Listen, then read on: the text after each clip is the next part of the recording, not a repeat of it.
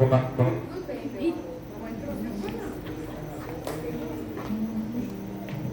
irmãos, uma boa noite.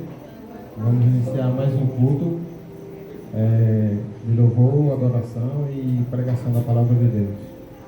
Vamos iniciar com a oração. Queria pedir para a Larissa, por favor. Querido Deus, te agradecemos, Senhor, por estarmos aqui mais uma vez em casa. Obrigada, Senhor, por nossas vidas, por teu cuidado. Continua, Senhor, nos abençoando em tudo que vamos fazer hoje e esse louvor que vamos prestar a Ti, que seja para a tua glória e o louvor que Tu desejas, Senhor. Que possamos aprender mais da Tua palavra hoje e aplicar em nossas vidas também. Em nome de Jesus, Amém. Somos gratos mais uma vez a Deus por estar aqui na tua casa e poder falar a tua palavra e pregar o Evangelho, né? Vamos à primeira parte do louvor.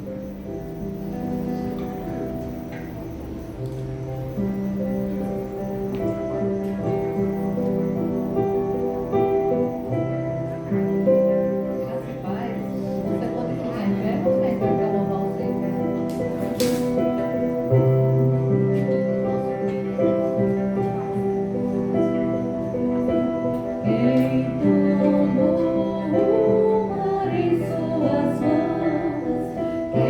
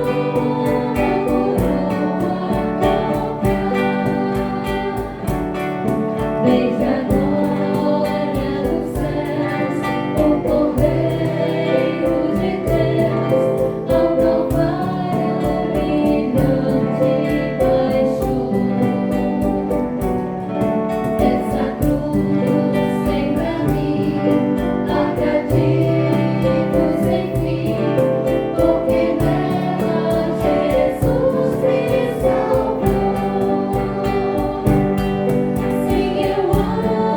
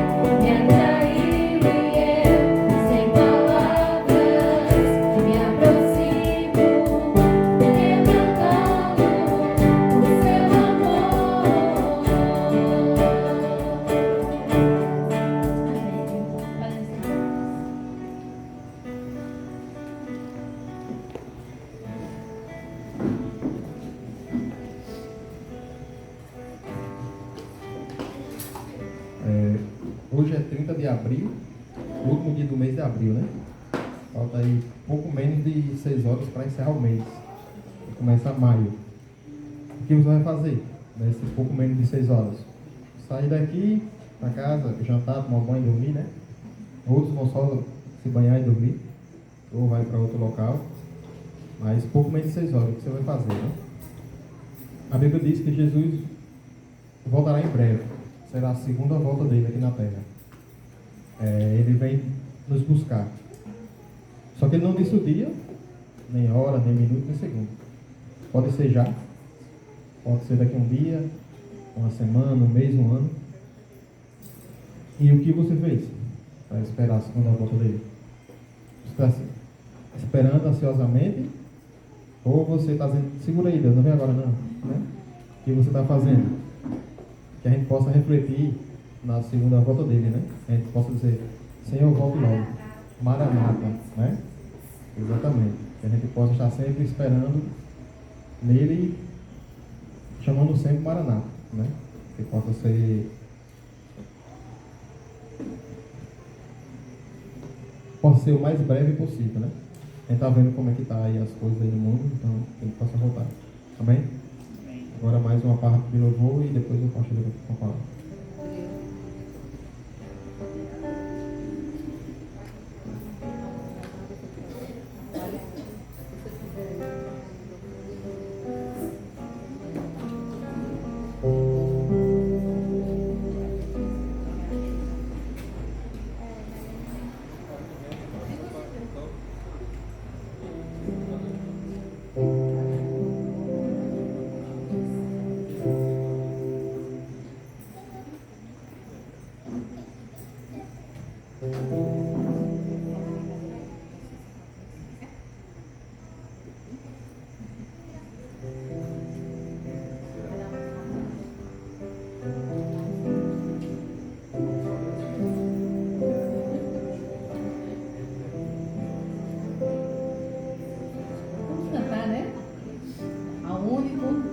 Que é digno de receber. Ontem, crianças. Gabriel não é uma criança, ele já está um pré-adolescente, né? Mas ele estava aqui também e as crianças têm aprendido que existe um único Senhor para ser adorado, né? E que a gente possa cantar realmente isso, que é o nosso Deus, ao único. Ao único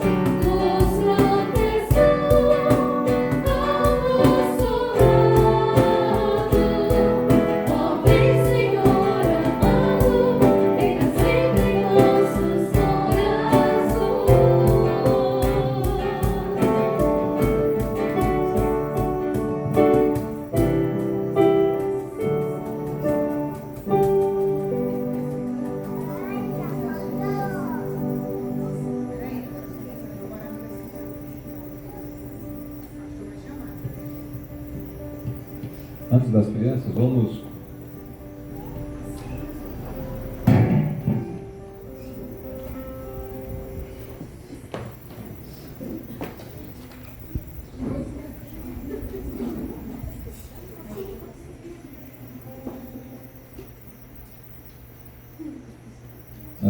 hoje aproveitar e realizar aquela cerimônia tradicional da ceia. Sabemos todos que é um simbolismo, são elementos que são utilizados para representar o nosso Salvador. Ele padeceu. Nos últimos domingos a gente tem visto aqui que reiteradamente ele avisava os seus discípulos que haveria de sofrer muitas coisas, morrer, depois ressuscitaria. Então, esse sofrimento não pode ser deixado no passado apenas, um sofrimento em nosso lugar. E para que os seus discípulos pudessem lembrar, ele estabeleceu o cerimonial para que pudessem sempre lembrar que houve um grande sofrimento lá na cruz, que houve uma grande humilhação para toda a população ali de Jerusalém e também para todo o mundo. Sofreu coisas injustamente e morreu para pagar um preço que era por nós devido. Então a gente nunca pode esquecer isso. E muitas vezes as pessoas dizem: não, eu vou para a igreja. Ia falando isso quando vinha para cá, para a igreja. A pessoa fica associando apenas um lugar. A igreja: vou para a igreja, vou fazer isso pela igreja, não, vou ajudar na igreja, vou fazer isso lá na igreja. Pode ser que a gente esteja sendo iludido com essa palavra, porque quando a gente tem o verdadeiro sentido disso tudo, as coisas mudam, a chave muda, girar a chave na nossa cabeça. Porque eu não estou fazendo simplesmente, ou agindo, ou indo simplesmente para a igreja. Eu tenho alguém que pagou um preço lá na cruz, alguém que foi humilhado, que sofreu em meu lugar, pagou preço por mim. O que é que eu vou fazer agora? Nada que eu possa fazer paga esse preço. Nada que eu faça vai compensar aquilo que foi feito em meu favor lá na cruz. A única coisa que eu tenho de fazer é servir somente por aquele que deu a vida por mim, que me deu a redenção, vida eterna. Simples assim. Quando a gente tem esse entendimento, as coisas mudam. Aí você vai ver que você não vai ter apenas o compromisso com a igreja, você tem compromisso com Cristo, seu Salvador. E aí você serve a Ele naquele meio, por meio daqueles irmãos, por meio daquela comunidade. Aí muda. Porque senão você vai ser, a igreja vai ser igual ao clube, vai ser igual ao trabalho, vai ser igual à reunião de família, tudo igual. Mas não é. É diferente. Estamos aqui por conta daquele que pagou um alto preço em nosso lugar. Daniel, pode ajudar aqui, por favor? Também. Eu poderia fazer, que é um grupo pequeno, mas pode ter mais irmãos ajudando. Bom, então nós vamos lembrar que Jesus cortou o pão ali, né? Partiu o pão naquele dia fatídico ali da Páscoa com seus discípulos e colocou o pão como um símbolo do sofrimento dele, da carne, né? Esse aqui é o meu corpo, que é dado por vocês, é dado por vocês, é por sua causa, por nossa causa. Entende? É isso que ele queria que eles lembrassem, é por vós, dado por vós, por nós. Nós não podemos esquecer isso. Então, fazer isso em memória de mim. Então, em memória do Senhor, nós vamos proceder isso aqui. Vamos distribuir o pão como ele fez naquele dia e comer do pão, lembrando que isso simboliza um sofrimento que o Senhor Jesus padeceu em nosso lugar. Amado Deus, somos gratos por este privilégio de aqui estarmos lembrando o sacrifício realizado na cruz de Calvário em nosso lugar. Agradecemos pelo pão que simboliza o corpo do Senhor Jesus, que sofreu, foi humilhado por nossa causa. Que o Senhor nos ajude a compreender o significado disso tudo. Podemos ser mais servos do Senhor, em gratidão a essa grande obra de salvação, Deus, em nome de Jesus. Amém.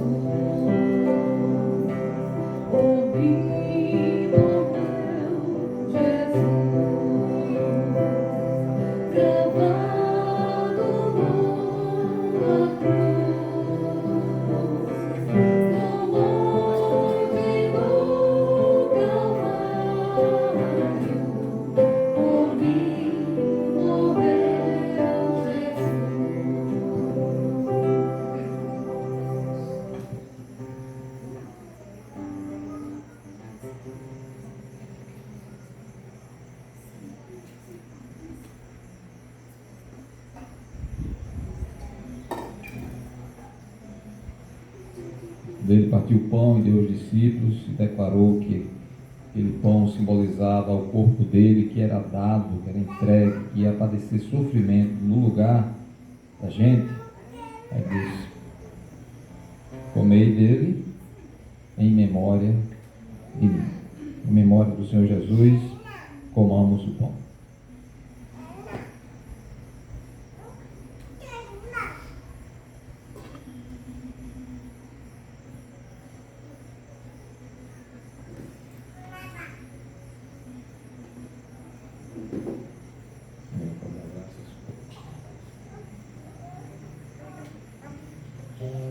Senhor, nós somos gratos pelo teu sacrifício cabal lá na cruz, de modo que nós não precisamos mais fazer nada além de crermos no Senhor.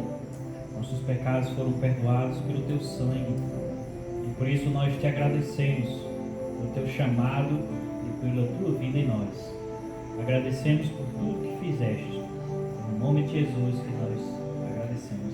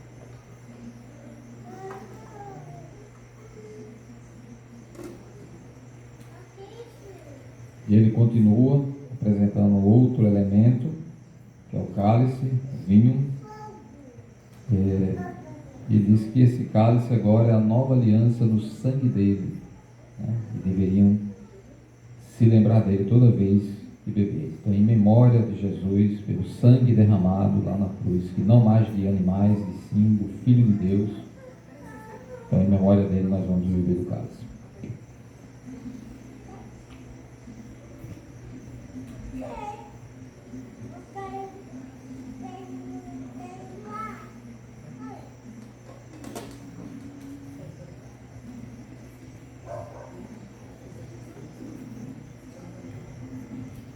Ok, então cada um guarda, depois a gente lança lá no Scarpa, tá certo? Ok? Por favor. Vamos continuar louvando, para terminar o nosso momento de louvor, para passar para a nossa mensagem. Maranata.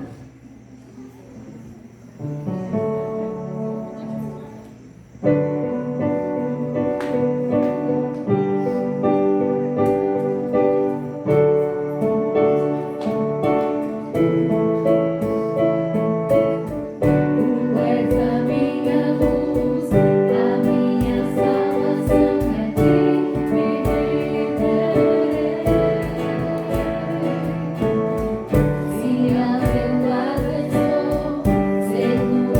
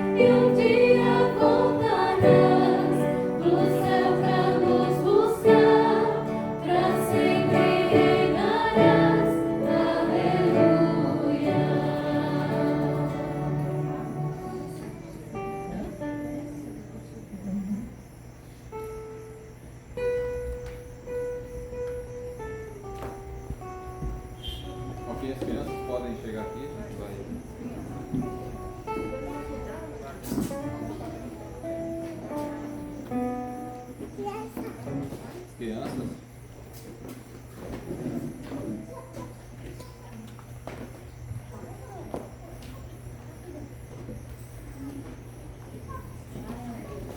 Bem, então temos aqui as crianças. Vitória, Sofia, Ana Júlia e Emma. Tem mais alguém que vem? Benjamin? Falta Benjamin ali. E a Aurora. E a Aurora?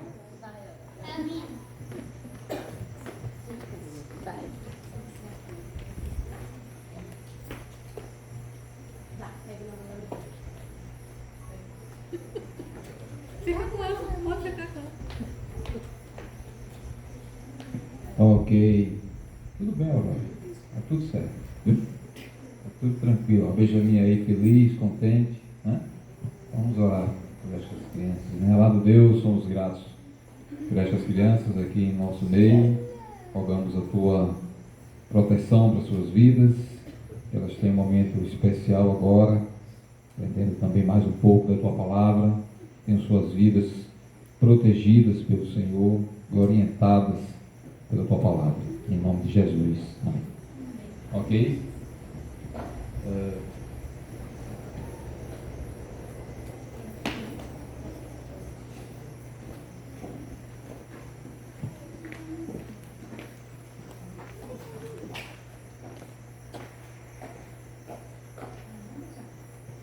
Nós estamos ainda fazendo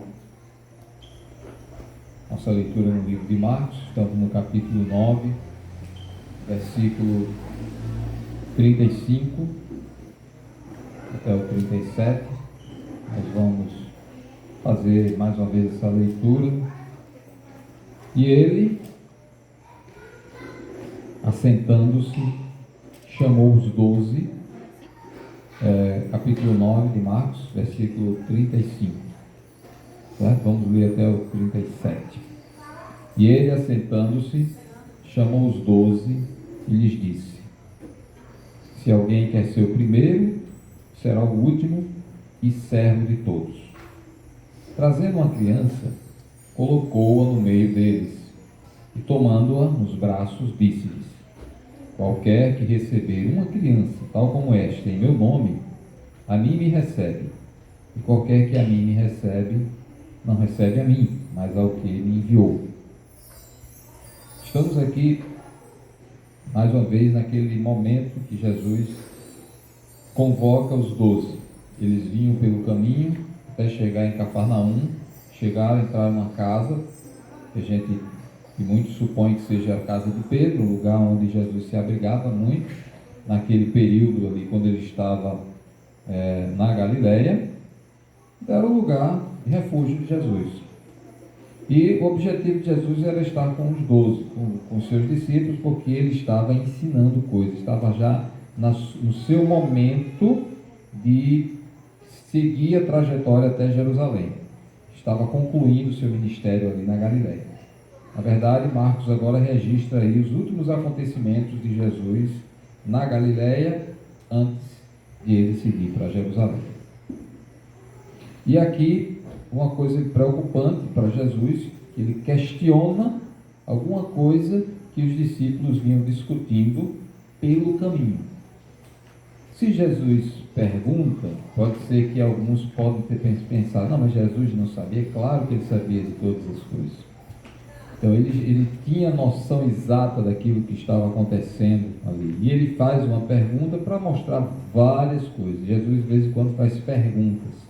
E muitas dessas perguntas que ele faz, os discípulos ou os fariseus, né, tanto aqueles que estão do lado dele como aqueles que estão contrários a ele, muitas vezes ficam sem resposta.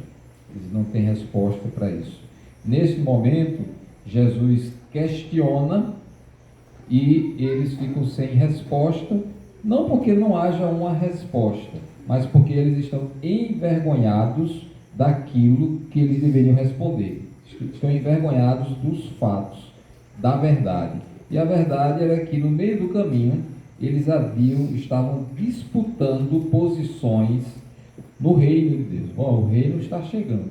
Jesus já está se preparando para ele chegar em Jerusalém e lá ele vai tomar o reino, vai ser o grande rei, e a gente já tem de providenciar aqui as coisas para reinar com ele, para a gente administrar com ele. Quem é que vai ficar com o quê? Quem é que vai ser o maior? Quem é que vai ser o braço direito dele? Quem é que vai assessorar ele para isso, para aquilo? Então eles já estavam com essa preocupação de arranjar as posições mais elevadas dentro desse grande reino que estava para ser inaugurado, que havia sido prometido por Deus.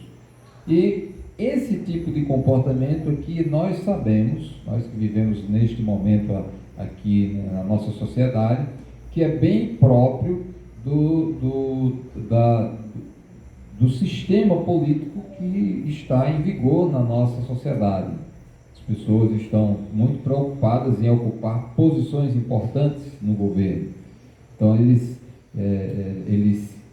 buscam esses meios. Você vê quando um governo entra, né, um novo governador, um novo presidente, um novo prefeito, então já começa a ter todo aquele movimento, aquela tensão, aquele burburinho, quem é que vai ser o secretário disso, quem vai ser o ministro daquilo, quem vai ser o que vai controlar determinadas coisas, e todo mundo fica ali naquele alvoroço, buscando ali aquelas posições, né?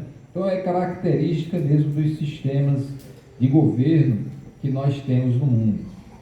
E Jesus agora quer dar um ensino muito importante para esses discípulos. Eles não tinham tirado esse sistema da mente, né? Nos seus corações ainda reinava esse tipo de conduta, de querer ser o maior, de querer ser o melhor. Agora imagine o seguinte: eram pessoas iletradas, a maioria pescadores, alguns publicanos.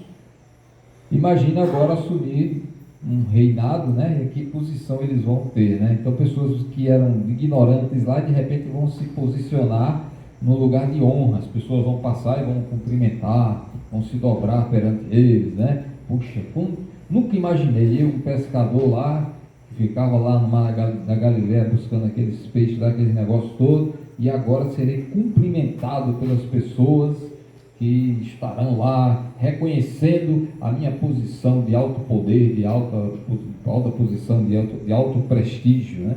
Então esse conceito estava bem patente, certamente, na cabeça desses homens, né? E Jesus faz a pergunta de propósito, porque ele tinha alguma coisa para ensinar para eles e para nós. Marcos registra, Mateus registra, coisas desse tipo aí, né? Então são coisas que devemos aprender, né? E ele questiona isso. Eu já chamei a atenção de que Jesus vai questionar coisas, ele vai perguntar coisas para nós. Temos um julgamento aí na frente em que nós participaremos, e ele vai questionar aquilo que a gente faz no nosso caminho. Mas uma das coisas mais importantes que Jesus observou no caminho desses homens, enquanto estavam indo para Cafarnaum, para a casa onde eles estavam lá, iam se abrigar, era a vaidade, o orgulho, especialmente. Estava na mente daqueles homens o orgulho de estar numa boa posição, o orgulho de ser o maior, o orgulho de ser o melhor, né?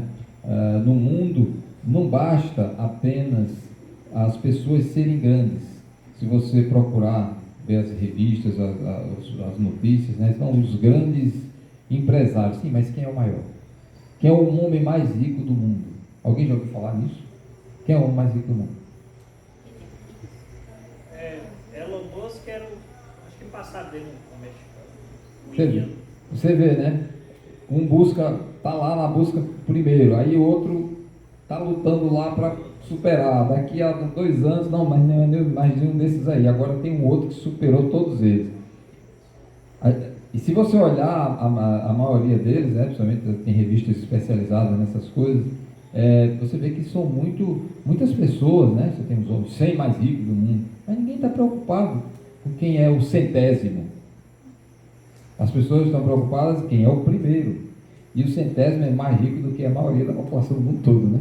Mas as pessoas querem o primeiro, quem é o primeiro, quem é o maior, né? E eles querem ficar superando uns aos outros, né? Então esse é um perigo que Jesus queria conter na vida daqueles discípulos. E aí ele chama os 12, senta como mestre, dizendo assim: agora eu tenho um ensino importante para fazer para vocês, né? E é natural que todos nós queremos ter alguma significância. A gente sabe que muitas pessoas que se sentem sozinhas, que se sentem, vamos dizer, imprestáveis para o mundo, eu não sirvo para nada, eu sou não sei o quê. Muitas pessoas caem em depressão e numa situação que às vezes é irreversível, se torna irreversível para ela, e ela não vê outra possibilidade, outra chance, outra janela aberta, a não ser tirar a própria vida. A gente sabe disso. A significância é muito importante para nós, né? Mas Jesus tem promessas importantes para aqueles homens, eu já falei, né? Eles são destinados a ocupar posições gloriosas no reino, realmente, mas não da forma como eles estavam pensando, não da forma como o mundo pensa, não da forma como o mundo coloca, no orgulho de levar, de se posicionar numa posição, num estado superior às outras pessoas, né, e tal, e de se orgulhar, de se envaidecer com isso. E Jesus chama e senta ali e quer ensinar algumas coisas, né? No geral, o conceito dos homens é que aquele que é maior, né, as pessoas importantes, elas têm riquezas, ou então, e também, né, pode ser as duas coisas, ele tem riquezas e pessoas que estão a seu serviço. Outro dia estava ouvindo a palestra de um homem que ele dizia: na minha casa eu tenho 7 empregados na minha casa, a casa grande e tal, e ele precisa de 7 pessoas para cuidar da casa, pagar salários para as pessoas, as férias, sei o que, então 7 funcionários só para a casa dele, fora os empregados que ele certamente possui nas empresas, tem várias empresas. Então os grandes são conhecidos por terem muito recurso, por terem pessoas a seu serviço. Esse é tido grande. Esse é o conceito mais ou menos do mundo, né? E havia um questionamento nos filósofos antigos que dizia o seguinte, né? Um dos filósofos perguntava assim: como é que alguém pode ser feliz sendo servo de outro? Como é que alguém pode ser feliz sendo servo de outro? Então ele não vislumbrava a possibilidade de alguém ser feliz sendo servo, sendo alguém que ajuda, que presta serviço a outra pessoa. Então era essa ideia que também permeava na cabeça de muitas pessoas. Jesus quer mostrar uma coisa bem revolucionária, dizendo que isso é possível. Isso é possível, né? E aí ele diz: se alguém quer ser primeiro, será o último. Se alguém quer ser primeiro, será o último. A disputa que havia entre aqueles discípulos era quem seria o maior, né? E ele disse: se alguém quer ser o primeiro, será o último, e também servo de todos. Então, os valores que Jesus apresenta mudam completamente em relação ao que o mundo apresenta. Ele diz: primeiro, você tem de entender que a história de ser o primeiro que o mundo adota, na verdade, o conceito dentro do reino de Deus é o contrário. Ele tem que ser o último e não o primeiro.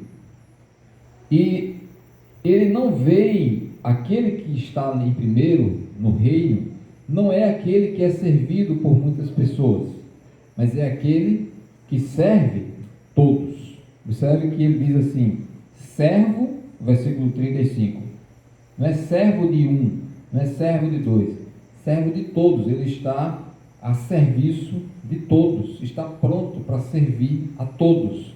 Esse é o conceito dentro do reino de Deus. Então não há um mérito dentro de si, uma honra que a pessoa tenha e que possa se vangloriar diante de Deus, mas ele vai ter trabalho, aquele que trabalha mais em prol dos outros. Esse é o primeiro. Está notando a diferença? Ele não é aquele que é servido por todos, ele serve todos. Então, a gente precisa virar a chave um pouco em relação ao que a gente está acostumado no nosso dia a dia. Muitas vezes estamos acostumados mesmo no nosso dia a dia a ver os conceitos que o mundo realmente tem e vendo os maiorais, os poderosos, os ricos, os primeiros, e achar que às vezes a gente está inferior ou que alguém ali é inferior. A gente pode estar se iludindo, quando na verdade Jesus está mostrando que no reino dele as coisas serão diferentes. É quem serve que é o primeiro.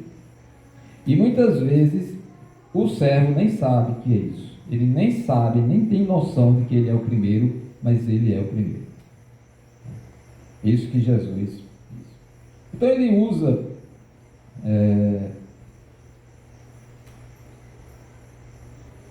um conceito, né, um exemplo aí de uma criança, né? Usa o exemplo de uma criança que ele coloca lá, ele coloca no meio das pessoas lá, dos 12, né? Ele está falando, lembra, ele estava falando para a multidão, não, está falando para os discípulos, para os de casa, para aqueles que dariam continuidade ao seu ministério. E aí ele bota a criança no meio lá. O que é que diz o texto aí sobre a criança? Alguém lembra aí? Está lendo aí? Colocou no meio deles, lá no meio, tomando nos braços, disse-lhes. Aí agora ele vai dar uma lição para eles, né? A criança no meio é uma coisa importante, né? Ele vai ficar no meio. Olha só, ele está trazendo para o meio uma posição importante para as pessoas. Quem está no meio, no centro das atenções, é alguém importante. E ele trouxe uma criança. E olha que algumas coisas que eu vi, aí fui procurando, é muita coisa, mas eu vou trazer só algumas coisas que eu identifiquei lá na Escritura, que vocês vão lembrar. O Salmo 131 diz assim: Senhor, não é soberbo o meu coração, nem altivo o meu olhar. Não anda à procura de grandes coisas, nem de coisas maravilhosas demais para mim. Pelo contrário, fiz calar e sossegar a minha alma. Como a criança desmamada se aquieta nos braços de sua mãe, como essa criança é a minha alma para comigo. Espera, ó Israel, no Senhor, desde agora e para sempre. Davi, o salmista agora, está querendo, volta para lá, por favor, o anterior, está querendo mostrar que ele diz assim: olha só o que é que eu estou sentindo. Davi, o rei, né? O rei que teria teoricamente o poder do ponto de vista político humano, ele diz: Senhor, eu fiz sossegar a minha alma. Volta aí, por favor, o anterior. Ele diz: meu coração não é soberbo. Eu estou aqui humildemente na presença do Senhor. Nem é altivo o meu olhar. Eu não fico buscando grandes coisas e me sentindo maior do que os outros, superior aos outros. Eu também não fico à procura de grandes coisas, grandes realizações. Às vezes você vê quando Salomão vai relatar as coisas que ele fez, ele mostra: eu construí não sei quantos palácios para mim, eu fiz não sei quantas coisas para mim, eu fiz não sei quantas coisas para mim. Lá na Nabucodonosor, no passado, dizia: não é essa a grande Babilônia que eu construí, eu fiz, e tudo para minha glória, para não sei o quê? Ele diz assim: não é altivo o meu olhar, né? Eu não fico procurando grandes coisas, realizações para me mostrar grande, superior, poderoso, nem coisas maravilhosas demais para mim. Aí em seguida, por favor, em seguida, ele diz: eu fico sossegado diante do Senhor, né? Eu fico como uma criança, no colo, nos braços da mãe. É pequena aqui, a ideia da criança é a criança pequena, não é a criança maiorzinha de 8, 10 anos, 11 anos, não, é a criança pequena. Quer dizer, a criança, ela tem uma dependência e ela se sente segura no colo da mãe. Se eu estou aqui sossegando a minha alma, como a criança desmamada se aquieta nos braços de sua mãe, estou dependendo do Senhor, estou confortável no Senhor. Mais na frente, Salomão, quando assume o reino, 1 Reis, capítulo 3, versículo 7. Olha só o raciocínio que eu estou querendo trazer aqui. Agora, pois, 1 Reis 3, 7. Agora, pois, ó Senhor meu Deus, tu fizeste reinar teu servo em lugar de Davi. Salomão assumindo o reinado no lugar de Davi. Meu pai, não passo de uma criança, não sei como conduzir. A criancinha pequena não sabe como se conduzir. Ela não tem noção disso. Ela precisa que alguém ajude, que alguém oriente. E foi isso que Salomão, nesse momento em que recebe o reino e que ora a Deus, que Deus dá a chance de ele falar com ele e pedir coisas a ele, ele diz: não passo de uma criança. Assumiu o reinado pequeno ainda. Eu preciso de orientação. Depende do Senhor. Mais na frente aí nós temos Jeremias capítulo 1, versículo 5 a 7, né? Jeremias é chamado. Deus diz assim: antes que eu te formasse no ventre materno, eu te conheci. Versículo 7. Jeremias 1, 5. E antes que saísses da madre, te consagrei e te constituí profeta às nações. Olha um homem considerado grande para Deus, né? Um profeta para as nações. 1 Reis, capítulo 1, versículo 5, 6. Mas o Senhor, então lhe disse, cadê? Era em Jeremias. Está em qual isso aí? Em 7? Não, voltei um versículo. Isso. Então lhe disse eu: ah, Senhor Deus, eis que não sei falar, porque não passo de uma criança. Não passo de uma criança. Aí olha que Deus diz, olha a resposta de Deus aí no próximo versículo. Mas o Senhor me disse: não digas, não passo de uma criança, porque a todos a quem eu te enviar, irás, e tudo quanto eu te mandar, falarás. Então ele chega, como criança, se sente impotente para fazer aquilo que Deus quer que ele faça. Eu não sei falar assim. Como é que o Senhor quer que eu fale às nações?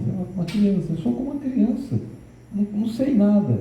Aí Deus chega e como se emancipasse Jeremias, dizendo assim: agora você tem que entender o seguinte: quando eu emancipo, quando eu realmente, eu entendo o que você está dizendo, mas quando eu dou a ordem que eu preparo, aí você vai fazer. O que eu mandar fazer, você vai fazer. Deus emancipando, tirando ele daquele estado de criancice e colocando ele no estado já de adulto, né? Preparado, capacitado para proclamar a palavra de Deus. Então ele reconhece que como criança ele depende do Senhor, ele depende das palavras, depende do conhecimento de Deus, né? E é uma dependência natural que existe naquela criança pequena, né? Uma criança naturalmente, uma criança pequena, imagine aí Benjamin, olhe para Sofia e me digam agora vocês que são adultos, e os pais podem até me dizer uma coisa: você acha que essa criança não se contenta com as coisas que vocês dão para elas?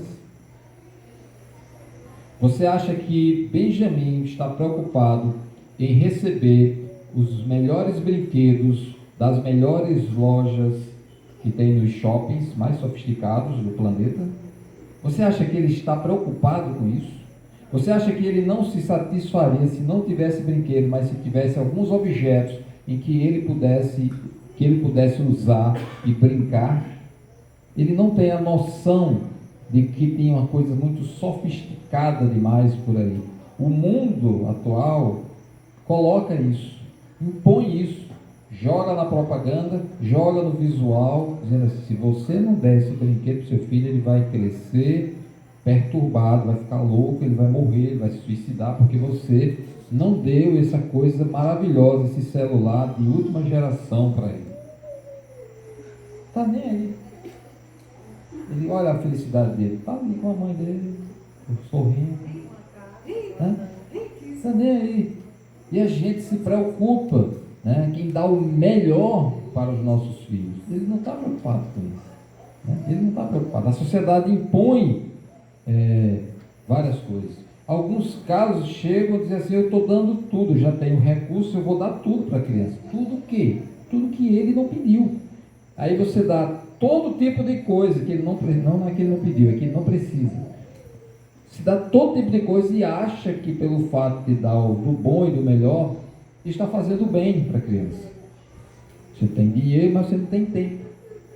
Você tem os recursos, mas você não pode dar companhia para ele.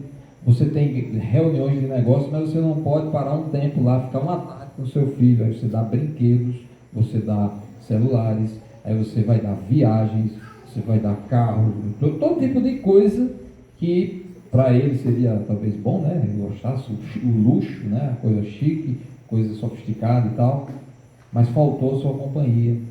A simplicidade de estar lá com o seu filho brincando na areia sem nada, só com a bolazinha mesmo lá, com a latinha de leite lá jogando, coisa simples.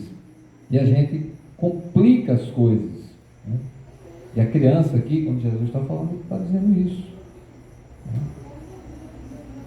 A criança é uma pessoa carente do carinho, do aconchego, da orientação, né? Precisa da orientação. Se eu não passo uma criança nem falar, o que é que eu vou dizer? Eu não sei. É isso, ele precisa disso, de orientação. E ela é uma dependência do pai, da mãe, né? Precisa desse aconchego,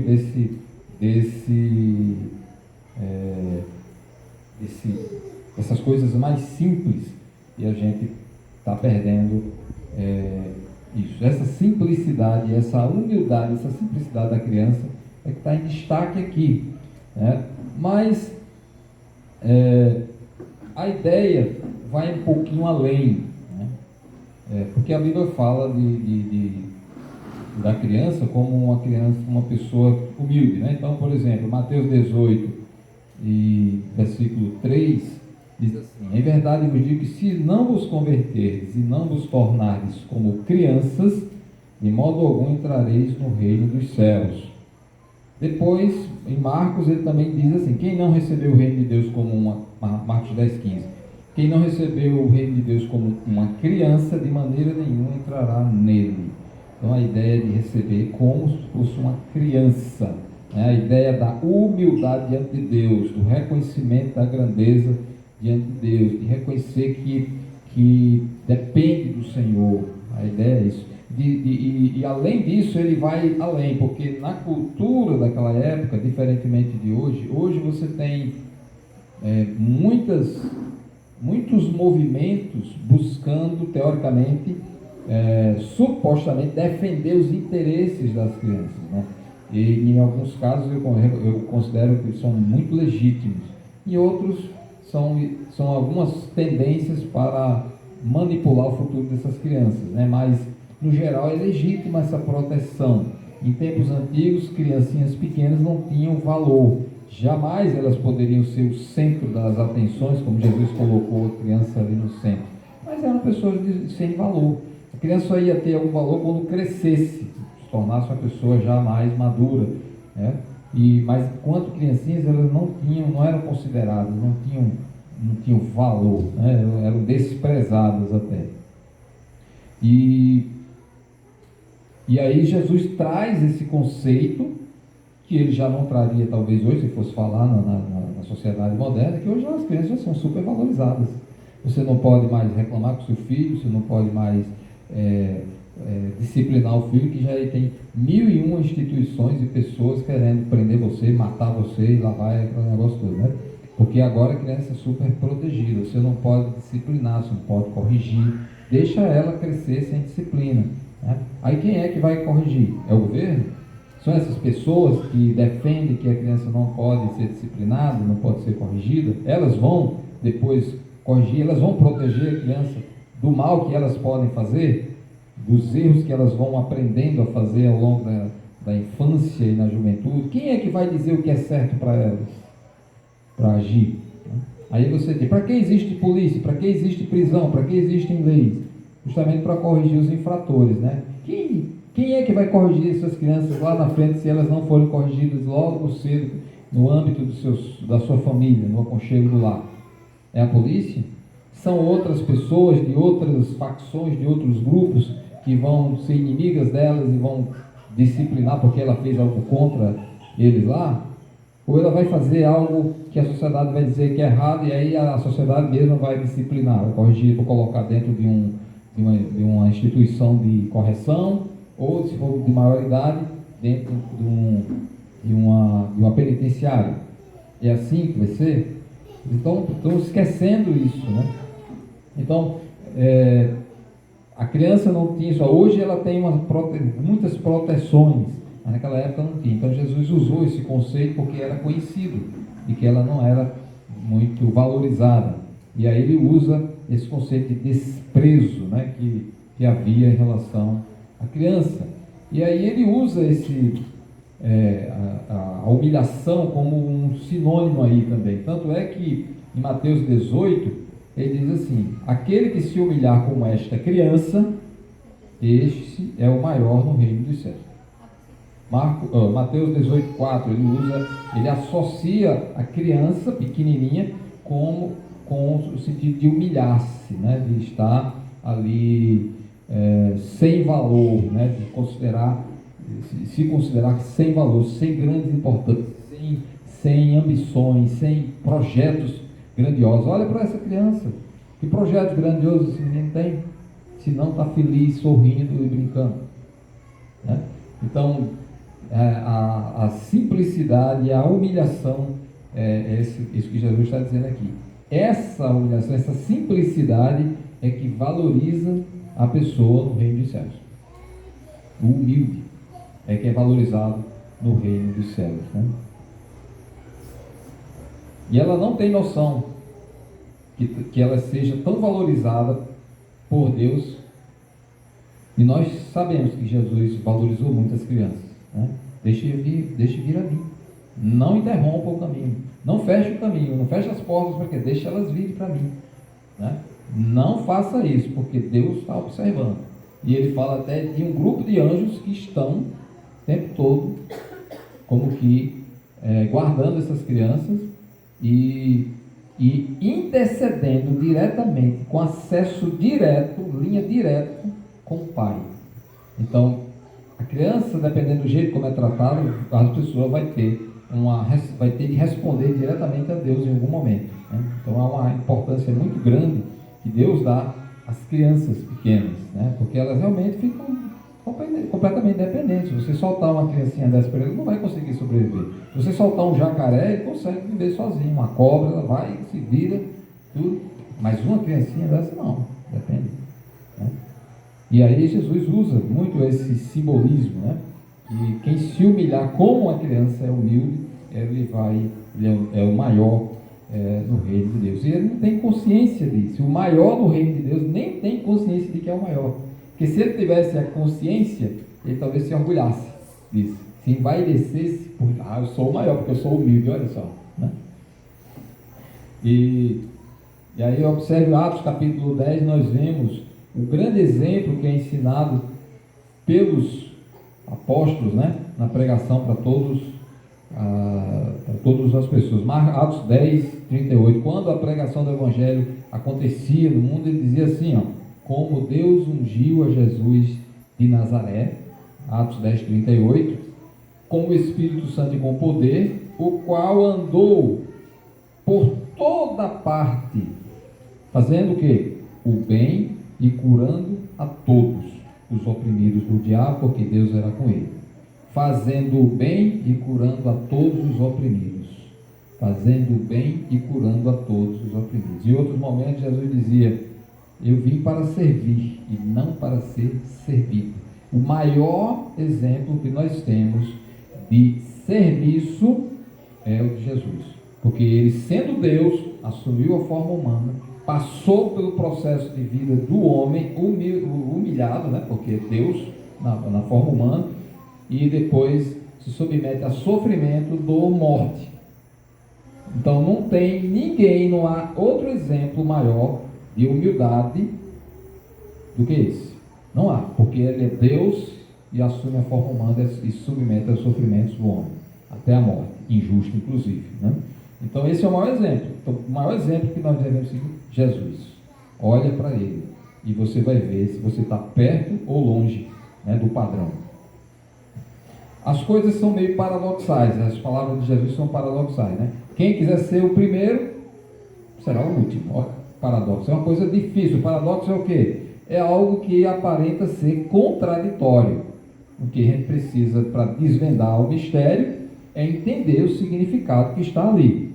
Vamos dar um exemplo. Jesus falou algumas vezes nessas últimas semanas que a gente vem analisando, várias vezes ele vem repetindo que o Filho do Homem haveria de sofrer muitas coisas, não é isso? Seria morto, mas no terceiro dia ressuscitaria. Olha o paradoxo: o sofrimento gerou glória, ressuscitar e depois ser recebido nos céus. Um sofrimento que conduz à glória, que conduz a uma vida eterna gloriosa. É uma coisa meio paradoxal, né? Como é que o sofrido lá vai ter essa glória? Está sendo humilhado, né? A gente olha, por exemplo, Salmo 37, verso 11, o salmista garantindo que os mansos herdarão a terra e se deleitarão na abundância de paz. Jesus lá na frente diz o seguinte: bem-aventurados os humildes de espírito, porque deles é o reino dos céus. Depois ele diz: bem-aventurados os perseguidos por causa da justiça, porque deles é o reino dos céus. E depois ele diz: bem-aventurados os mansos, a mesma coisa lá do Salmo, porque herdarão a terra. Então esses conceitos são difíceis de serem absorvidos pelo povo ou pela sociedade da época que Jesus viveu. Por quê? Porque havia claramente a ideia de que quem herda a terra, quem é o dono da terra, quem é o poderoso, o que reina, o que domina o mundo é o forte, é o que tem força militar, é o que tem poder, que ele vai lá na terra do inimigo, mata o inimigo ou escraviza o inimigo, conquista a terra, traz os inimigos para serem escravos, ou fica lá mesmo, mas tem que pagar os impostos para ele. Então essa é a força, né? O forte, esse é o dono da terra. Naquela época em que Jesus proferiu essas palavras aqui diante dos judeus, o próprio território dos judeus estava sob domínio romano. O imperador mandava em tudo, e vinham impostos que eram recolhidos dentro da terra de Israel para encher os bolsos do imperador, né? E aí ele diz: vocês pensam que são esses fortes que vão reinar na terra? Não, são os mansos, os que se humilham, esses que são perseguidos é que vão herdar a terra, é que vão reinar. Aí você olha, cadê o Império Romano que estava dominando lá? Ainda está? Não está. Os judeus, ainda que fizeram muita coisa ruim e por isso pagaram o preço, né? Tiveram de sofrer algumas consequências, inclusive de destruição da cidade de Jerusalém pelos romanos, mas mesmo assim os judeus estão lá. Eram os fracos, não eram armados, apesar de ter aqueles grupos guerrilheiros, que eram os zelotes, que faziam aqueles movimentos para a libertação do povo, mas mesmo assim era um povo mais fraco, entende? E eram os fracos e ficam lá na terra, estão lá. E os romanos, cadê o império? Acabou. E assim outros impérios que surgiram ao longo da história também se acabaram. O Império Egípcio, o Império lá da Síria, o Império lá da Nabucodonosor, que era da Babilônia, o Império Persa, né? Grandes impérios surgiram ao longo dessa história, e outros que não estão citados na Bíblia, como Rússia e Macedônia, né? que tiveram grande poder de conquista, e mesmo assim eles não estão mais dominando a terra toda, né? Ainda hoje tem alguns que estão querendo se achar os tais lá e tal, mas todos que fizerem isso, em algum momento vão perder esse poder, porque a promessa é: os mansos é que vão herdar a terra, não são os violentos, Não são os agressivos, não são os guerrilheiros, conquistadores, violentos, bravos, valentes, militares, não. Deus vai dar a terra para os mansos, aqueles que se humilham diante do Senhor, aqueles que renunciam a si mesmo e querem se parecer mais com Jesus. O grande referencial de humildade, Jesus. Vou querer ser humilde, olhe para Jesus. Quero ser humilde, olhe para Jesus. Ele usou a criança naquele momento, mas ele sim que é o grande humilde daquela história toda, né? Ele ensina algumas coisas mais na frente, né? Em Marcos capítulo 12, ele continua com o ensino dele para os discípulos, usando até modelos negativos, né? Por exemplo, capítulo 12, 38, ele diz assim: e ao ensinar, dizia ele, guardai-vos dos escribas, que gostam de andar o quê? Com vestes talares e das saudações nas praças e das primeiras cadeiras nas sinagogas e dos primeiros lugares.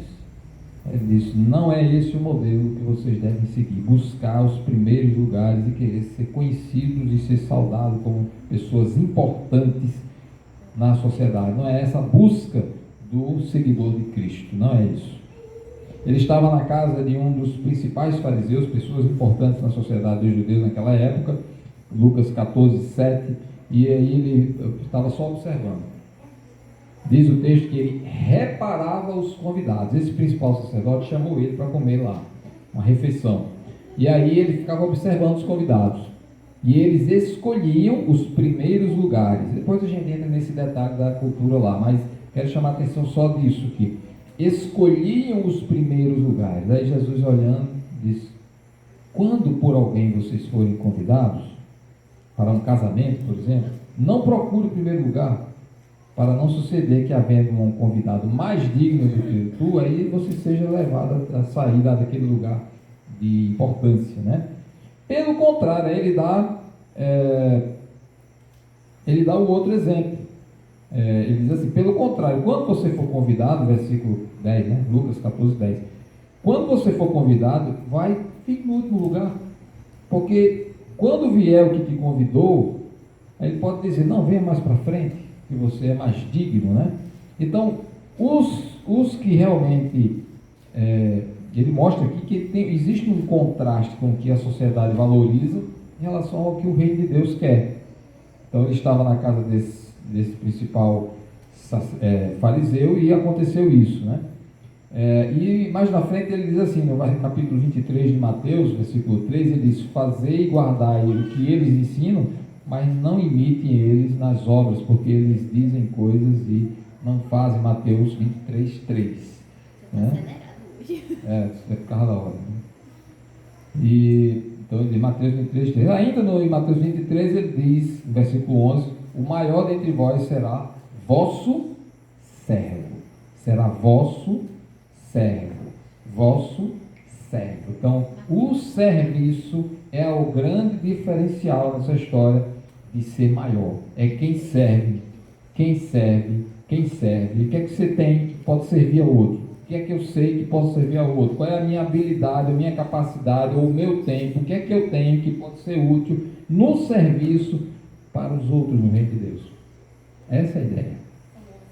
Essa é a ideia da humildade do maior. Quem é o maior? É o que está aqui, todo engravatado, bonito. Não, é o que serve.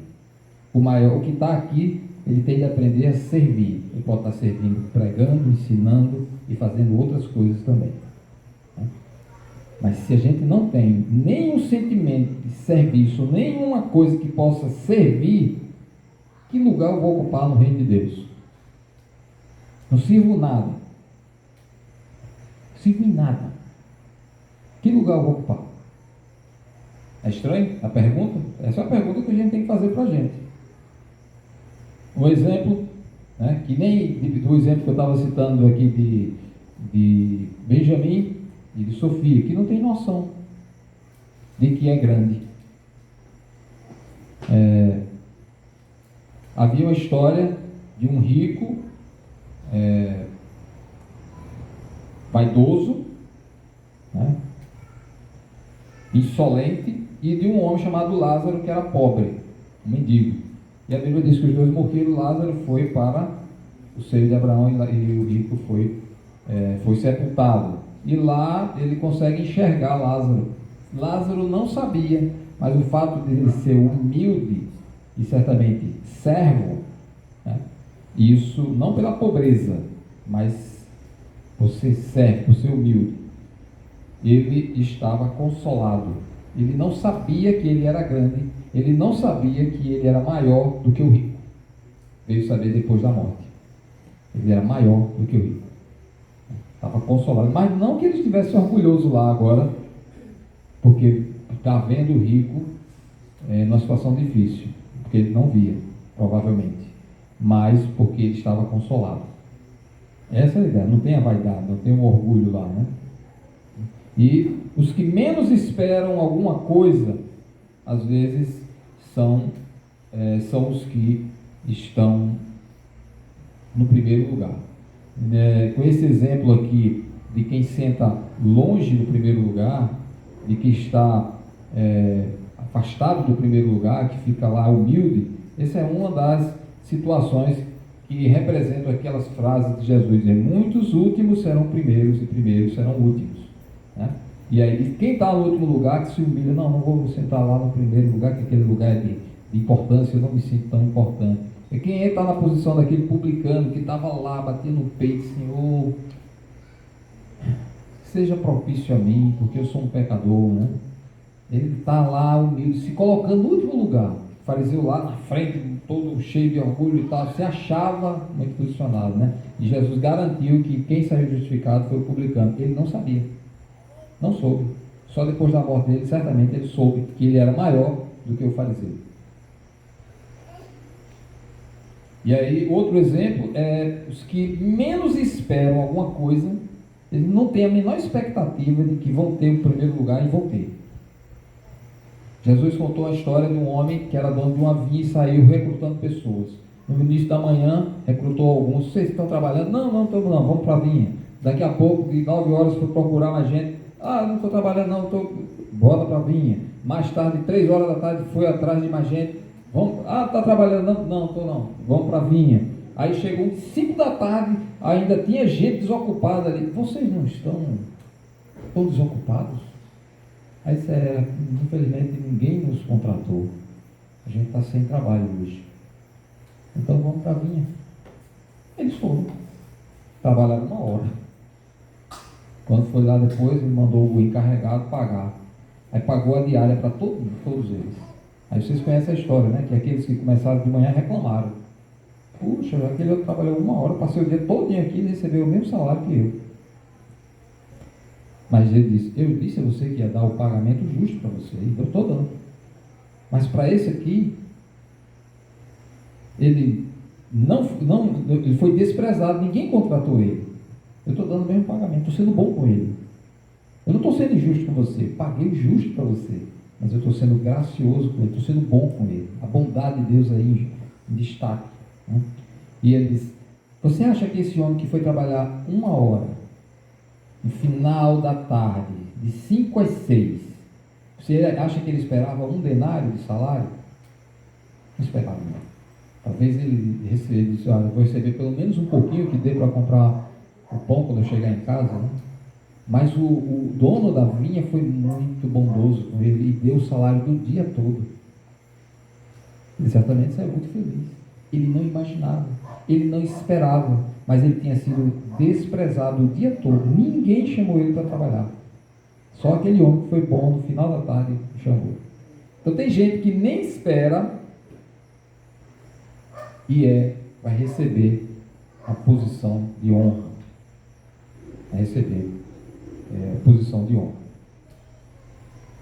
Um outro exemplo: filho pródigo. O homem que saiu, vendeu, pegou os bens todos, jogou tudo lá com meretriz, tudo, gastou com tudo. Chegou a um ponto que ele caiu em si e descobriu que tinha feito uma grande bobagem. A gente pode acreditar no arrependimento dele, ou ele queria voltar só para repegar mais dinheiro do pai? A gente pode acreditar no arrependimento dele. Por quê? Porque ele estava disposto a ser tratado como um dos servos. Então, ele voltou e a palavra dele, trata-me como um dos teus servos. Então, a expectativa que ele tinha era de ser tratado como um servo do pai dele. Mesmo jeito, não ia para casa, ia trabalhar ia morar no alojamento, não ia ter o conforto, ia trabalhar como os outros trabalhadores trabalham. Era essa a expectativa.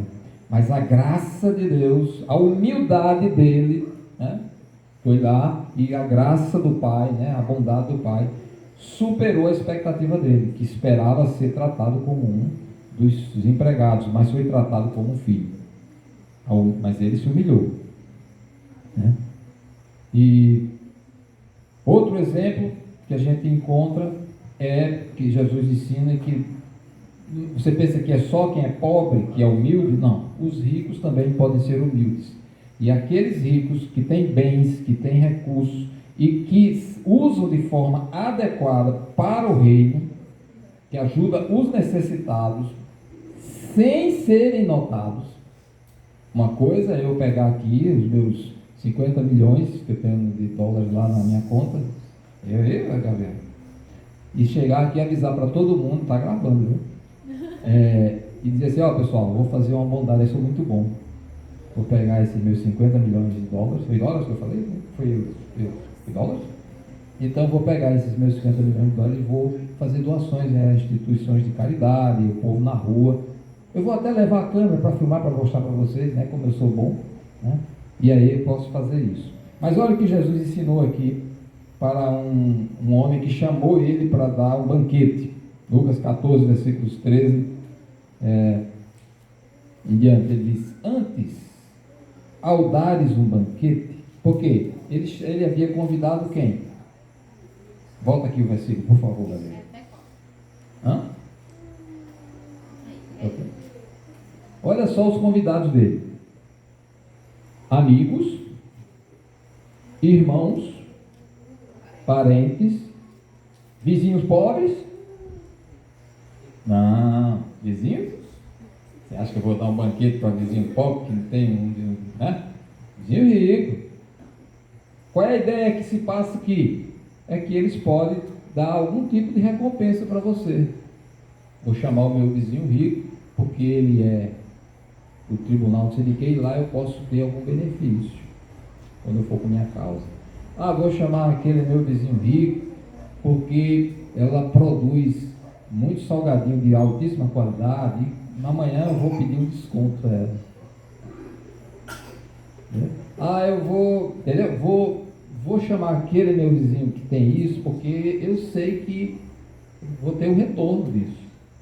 Aí Jesus ensina o contrário. Vai lá, por favor, adianta aí. Procure aqueles pobres, aleijados, coxos e cegos. Vai lá. Passa, Gabriel. Aí sim serás bem-aventurado, pelo fato de não terem eles com que recompensar-te. A sua bondade começou a ser demonstrada de verdade. Por quê? Porque você está doando, ou se doando, a alguém que não tem como lhe recompensar, não vai nunca lhe pagar. Você não espera nunca que vai ter um retorno. Aí você está fazendo. Aí Jesus, isso aqui é legal. Quando Cornélio, que foi chamado lá por Deus para ser o primeiro representante dos gentios para receber o Evangelho, você acha que ele fazia as bondades dele aos ricos? Não, ele dava esmola aos pobres, né? Ele não ficava só tocando trombeta diante de si, né? Ele não ficava gritando aos quatro cantos do mundo dizendo: olha como eu sou bom. As pessoas reconheciam ele dessa forma. Ele não fazia com o intuito de recuperar aquilo. É um investimento que eu estou fazendo nessa pessoa, porque eu vou ter um retorno negativo. Nunca vou receber isso de volta. Que a tua mão esquerda entregar, tua mão direita não vai saber mais. Acabou. Segue em frente, você nunca mais vai pensar nisso. E era assim que Cornélio se comportava. Aí ele está dizendo: essa maneira de se comportar, essa é uma maneira de um rico ser humilde. Agir como uma criança. Você não vai esperar retorno daquilo que você está ofertando. Nem vai tocar trombeta diante de si. gritando para os 4 mundos dizendo que você fez aquela bondade. Nem vai ficar filmando para o YouTube para todo mundo saber que você é bom. Apesar de que todos nós sabemos que uma pessoa é grande, não só quando ela é poderosa, rica, mas quando ela é filmada fazendo alguma coisa desse tipo. As pessoas não passam a admirar mais uma pessoa rica. Imagina um ricão que você visse. Alguém falou de uns nomes aqui, não vou falar porque para não ficar gravado o nome dessa pessoa, né? Falaram alguns nomes. Imagina uma pessoa dessa sendo filmada, fazendo doações, fazendo bem, mas não é simplesmente pegando ali, é ele indo lá para a rua, é ele indo lá dentro da instituição, é ele indo lá dentro, ficando lá, vendo, sofrendo com o povo e doando as coisas dele para ajudar lá. E se for filmado, as pessoas vão dizer, puxa, essa pessoa, como é uma pessoa, né? Impressionante, né? Pois é, meus irmãos, nós vemos aqui Jesus dando vários ensinos acerca do que é ser grande no reino dos céus. São alguns que eu consegui captar.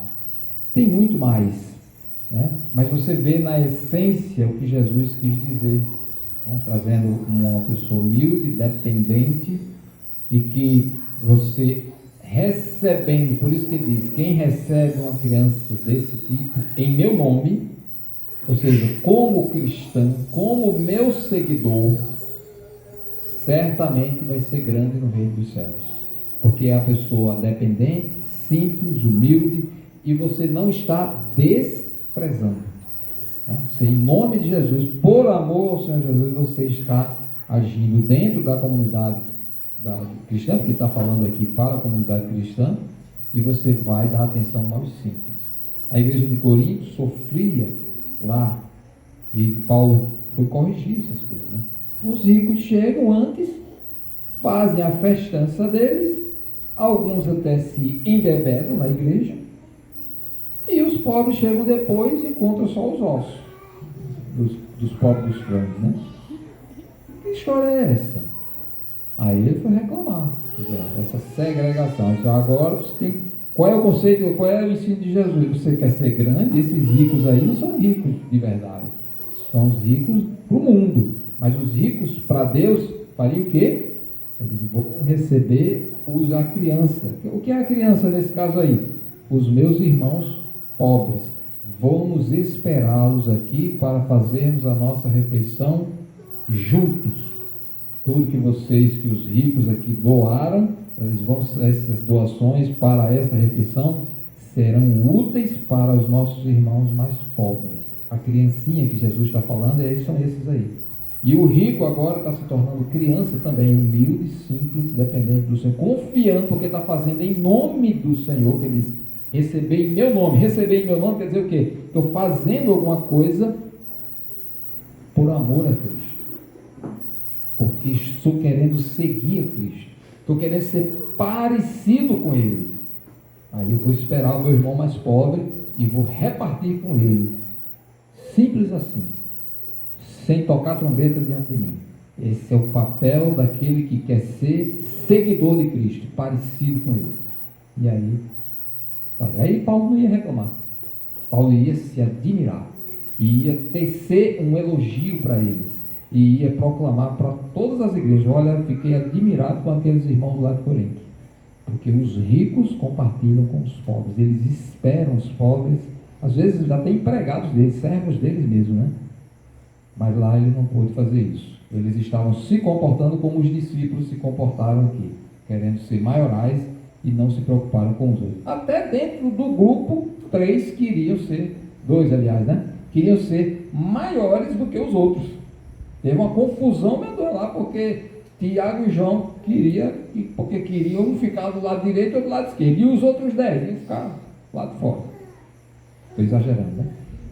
Mas essa ideia que Jesus quer ensinar, da humildade. Você quer ser grande, você nem vai saber que é grande, porque você vai estar tão preocupado em servir, que você nem percebe que você é o grande na história, porque você serve, você está pronto para ajudar, você está pronto para servir com aquilo que você tem as habilidades que você tem, você está pronto para servir.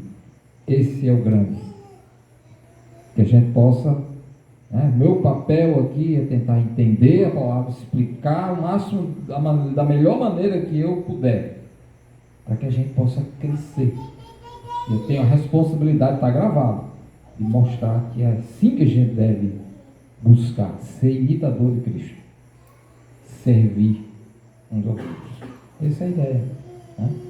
Que o Senhor nos ajude e que essa criança que possa nascer em nós, né? Já que se ainda não nasceu, né? A criança da humildade, da simplicidade, dependência de Deus. Mas como é que se forma essa criança em nós, né? Pela palavra de Deus. Hebreus 5,13 diz assim: ele que se alimenta de leite é inexperiente na palavra de justiça, né? Diz, a desejar, Pedro diz, né? Ardentemente o leite, né? Essa é a palavra. E a gente cresce baseado na palavra do Senhor, que vai nos alimentando e nos preparando, né? Ensina a criança, desde cedo, no caminho que deve andar, e quando for velho, não se desviará desse caminho. Então, se a gente ensinar corretamente, a criança não vai se desviar. Agora, se a gente colocar outro tipo de ensino, e se a gente mesmo se desvia na frente das nossas crianças, não espere. Não espere. Que o Senhor nos ajude a sermos de fato grandes no Reino de Deus. Amém? Amado Deus, agradecemos pelo grande privilégio de aqui estarmos examinando Tua palavra, que ela nos ensine, nos corrija, nos molde, nos dê de fato a grandeza da humildade, da simplicidade, do reconhecimento de que nada somos diante do Senhor, não temos mérito nenhum, mas os Teus méritos nos cobrem e nos faz grandes no servir. Que o Senhor nos ajude, em nome de Jesus. Amém.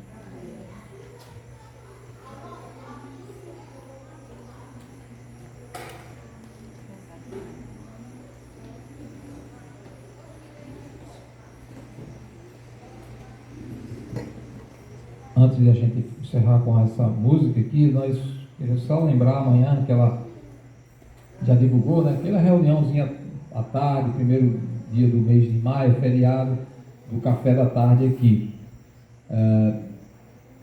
O nosso sistema de mídias aí mandou aviso para 16 horas. A gente não vai conseguir começar às 16 horas aqui, por causa do sol aqui de frente, certo? Então, a gente quer chegar aqui perto desse horário, mas o início mesmo 17, certo? Porque senão a gente não vai suportar aqui o sol bem forte. Mas enquanto a gente tenta chegar assim, 4 horas depois. Vamos chegar antes para a gente arrumar um ambiente, viu? Quem quiser chegar antes, vem para a gente arrumar um ambiente, preparar para esse momento de comunhão, certo? Não se preocupe com grandes coisas simples, só para a gente ter o tempo aqui de reunião, de preferência trazendo a família, né? Que a gente vai dar uma ênfase aí à família durante esse mês de maio. Ok? E se puder trazer familiares, ter esse momento ali de comunhão, é importante.